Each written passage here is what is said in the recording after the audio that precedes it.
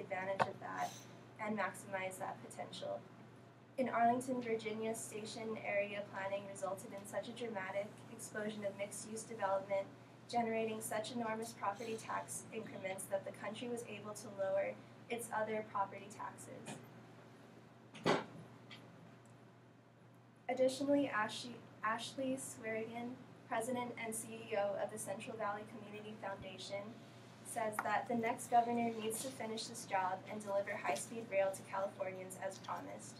Regardless of how you feel about the project today, the reality is that to move the same number of passengers every day in California on expanded freeways or airport runways would cost twice as much as it would to deliver a high-speed rail, not to mention the environmental impacts it would have or are continuing to have on our state.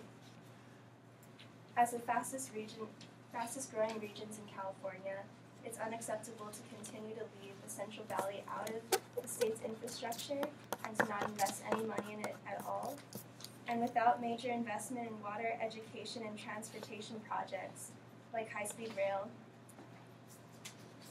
our region will be dragged on the rest of California when we have the potential to be a positive driving force.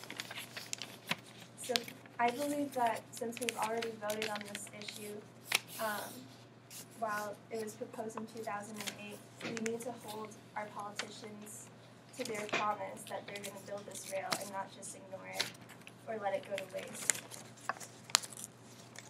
But others oppose this idea, believe that it's already cost far too much, and they want to turn back now before we go further into spending on this project. Pete Wilson, governor of California, believes that we should use airlines instead of rail to transport people, which has a horrible environmental impact, but he's thinking more about cost to the taxpayer. And Cesar Diaz, political and legislative director, also doesn't see the value in this project. He believes that we should invest more in just improving the existing infrastructure we have, so building more highways, more roads. But again, this doesn't really long-term solve our issues of traffic and pollution, like I believe this rail project would.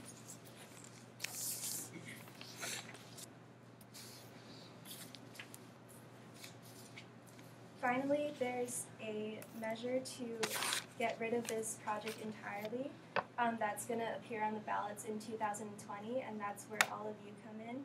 I urge you to not vote against this measure called Proposition 6, which is essentially to repeal the 2017 gas tax while also halting this project.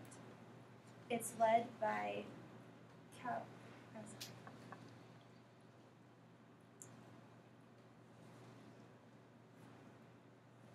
So a letter was sent to the California Attorney General's office and reproduced on the site gastaxrepeal.org, and it lists the proponent Carl DeMaio, who's in charge of this. He's a former radio host of California, and he's running for office. He believes that this project is taking too much time and money, and he wants to put it under a lockbox so that we can no longer use public funding or federal funding to support this project.